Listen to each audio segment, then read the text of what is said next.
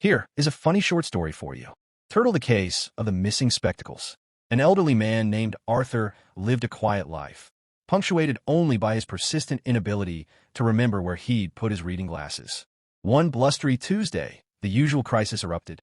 "Margaret," Arthur wailed, rooting through a cushion. "They're gone. My spectacles. I cannot read the crossword."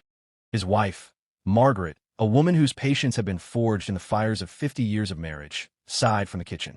"Did you look in your usual spots, dear? I have looked everywhere. The bedside table, the mantelpiece, the fruit bowl. They have simply vanished. I think we have a spectacled thief." Margaret walked in, hands on her hips.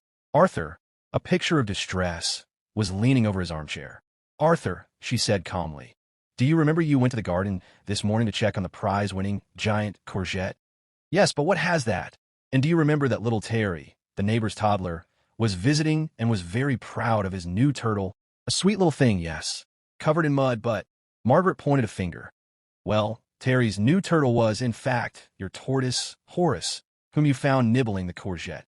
Arthur stared blankly, and Margaret continued, a hint of a smile playing on her lips, "Since your eyes aren't what they used to be, and you had left your glasses inside, you needed to get very close to confirm it was Horace and not, as you suspected, a particularly large, slow-moving clump of dirt."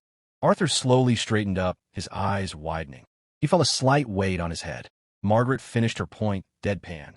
"You then picked up Horace, brought him inside, and placed him on the coffee table to clean the mud off him, at which point you returned to your armchair for the crossword." Arthur gingerly lifted a hand to his head. There, perched perfectly on the very top of his head, with one earpiece hooked precariously over his left ear,